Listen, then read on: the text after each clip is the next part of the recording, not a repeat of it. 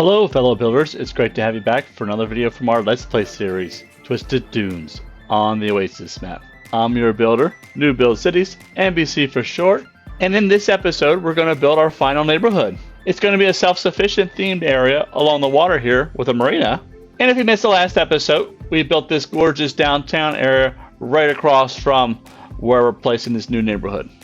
So what I'm envisioning for the marina is basically like 3 piers sticking out into the waterway, and we'll use a bunch of water type assets, the marina of course, a couple other assets from the leisure tab, as well as some stuff from Park Life DLC to kind of fill our marina in. And I'm just going to go ahead and mess with the terrain and the keys until we get it in.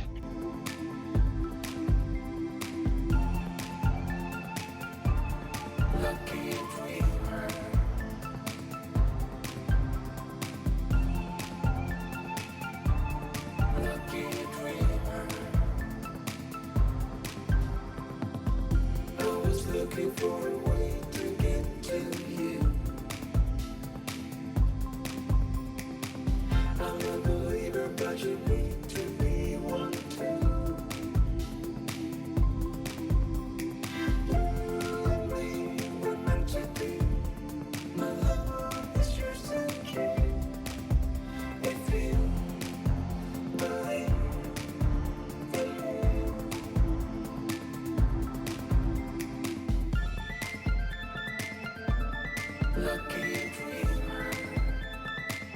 And it looks like our marina's coming along real nice. It's looking good. I'll probably add a little bit more detailing, but first let's go ahead and build out the residential neighborhood in the area. And what I'm thinking is to have mostly high density down by the marina itself, so we'll have a little bit of height. I think I'll use the historical feature and keep the buildings at anywhere between level 1 and level 3. I don't want to have huge height down here, but just enough. And I just want to set up a few blocks to help me create some of the neighborhood type buildings. I'm a believer, but you need to be one too. You and me were meant to be. My love is yours again. If you believe in me. I was looking for a way to get to you.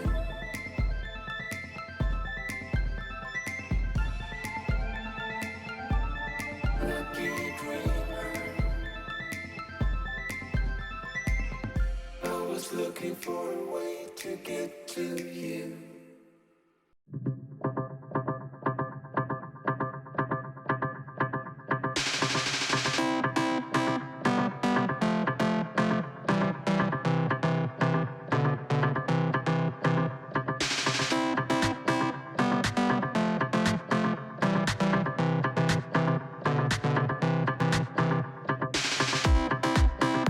And it's starting to take shape.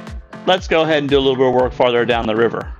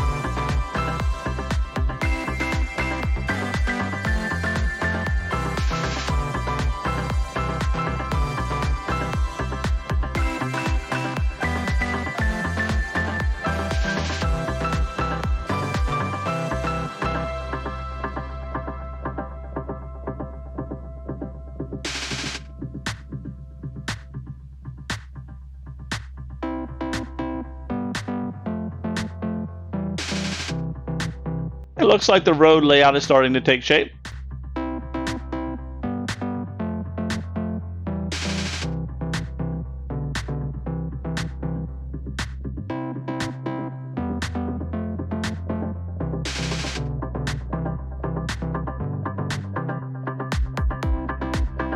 And I filled it all in. It's probably a few hours of letting the buildings grow in and doing the detailing, but it looks good so far. Of course, at the end of the video, we'll go over a little bit more detail. Let's go ahead and do some work on the other side of the river. I went ahead and placed the Grand Library right across from our ferry stop. It looks good. Added a few plazas and stuff. And I'd like to get the road layout in for this area. Do some zoning. The zoning will be high density, self-sufficient again, similar to the other side of the river. And I meant to mention this while we were working on the marina, that I get this question a lot on Reddit and some other forums as well. People have a lot of trouble with the blue demand bar. So I thought I'd offer a little bit of insight as we're building the road layout in this area. And the best advice I can give someone that is maybe having trouble with not enough goods, not enough customers, not enough buyers, those types of icons, is the blue bar, you got to think of it like I need something to do. So you can take a broad look at all three demand bars, as the green bar is I need people or workers, the blue is I need something to do, and the orange is I need jobs. And that's really the basics of the demand bars. Now the blue bars can be tricky. Any asset, leisure type assets, unique building type assets, park life DLC type assets, can act as commercial. Anything you click on and you see where it says like number of tourists, number of citizens have visited, that is something citizens can do. So why do I bring this up while we're building this area, and in particular the marina? So when I kind of flashed to the marina, there was a ton of marinas, the actual asset, other water type assets, and park life DLC assets. And what can happen is if you place a bunch of leisure type assets, like I said, or unique buildings, you can pull people away from your commercial zones. And you might start getting that green symbol. Looks like a green person, not enough customers. And of course, to remedy that would be to either remove the leisure items or commercial, or add more citizens, or find a way to bring in more tourists.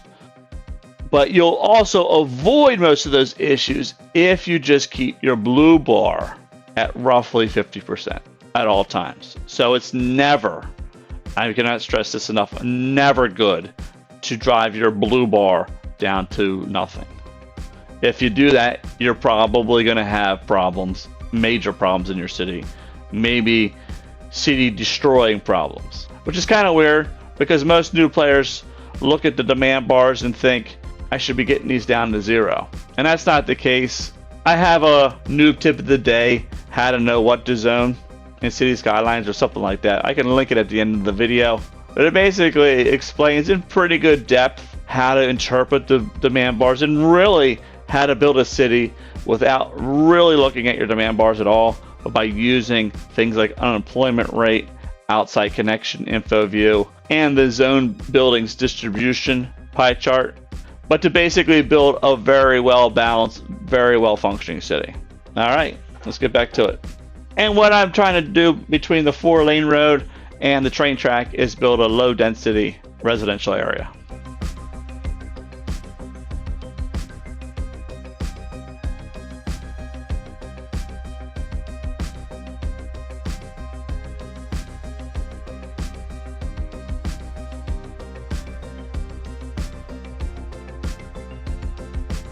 And it's done.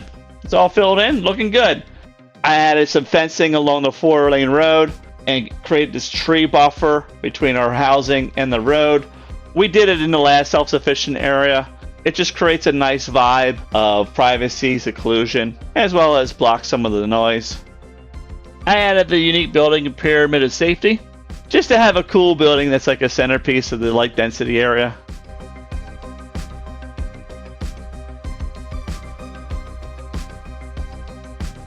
And then we have some nice homes along the quay, and we got some of the higher density stuff between like the river and the train track.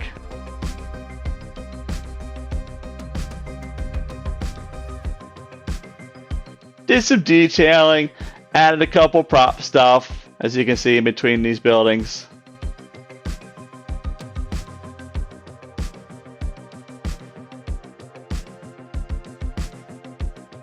We have some elder care, child care, a couple other assets.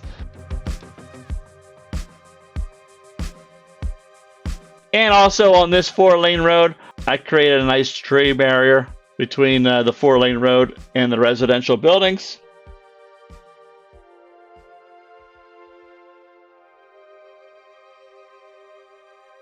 We got pathing in here. You see, it goes across the water. That way folks on the other side of the river can get to the ferry stop and take the ferry where they need to go. There's bus running out throughout the area as well. As like I said, pathing and biking I think might be in here too. I might have forgot. Who knows? Usually I put biking in here somewhere.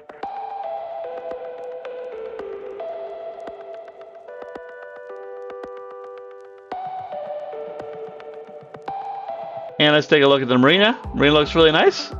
This part of the neighborhood looks really nice as well. Nice little school, high density area up against the zoo. Got a nice view of downtown.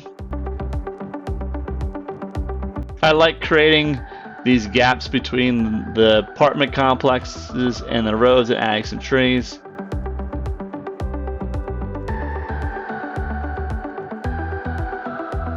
Nice waterfront. I like the palm trees. They look really nice. Like I said, we have a nice kind of school and library. Some of the services are tucked away in here. Got some taller buildings that have really nice waterfront views. I like how there's a lot of depth in this area. We have houses that are built up in the hills. I love a lot of the detailing work. All the rocks and everything, the trees. It just looks really good. There's a nice path that connects the area, kind of like where our campus is, to this new neighborhood.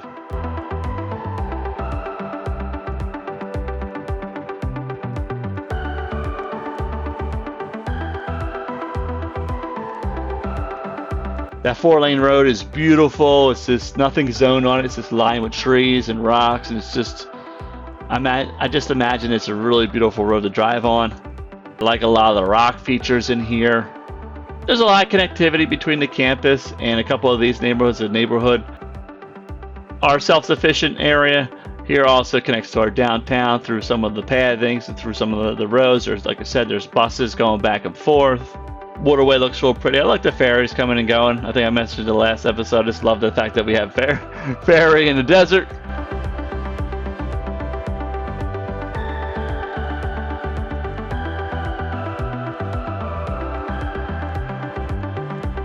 I also built this European suburban area. We're not going to have an episode about that, so I'm just going to go ahead and quickly show it here.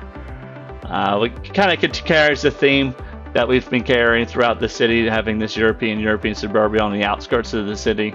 We got some little houses like up in the hills. They have for little cabins up in the hills, they probably have some of the most stunning views in the city.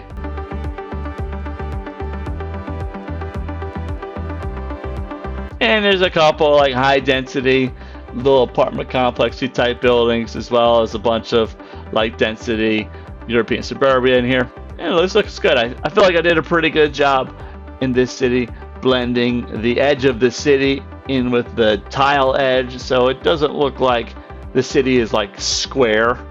And we have some high density modern city commercial in here with some plazas and some parking lots, and they're really showcasing the train station.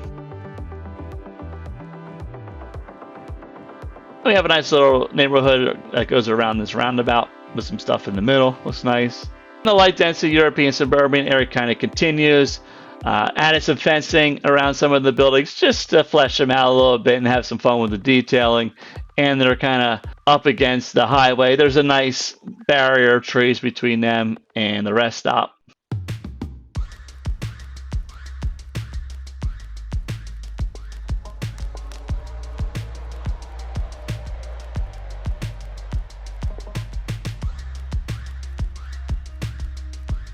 And here's a nice wide shot of the self-sufficient area. Looks gorgeous across from our downtown. I think that's going to wrap this episode up. I know it was a quick one, but the last one with downtown was like almost 50 minutes, so I thought I'd spare you a little bit by giving you a shorter one.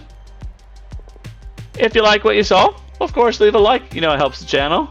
And it would also be great to have you become a subscriber. I wish you mayors the best and brightest in the cities you create, and as always, happy building.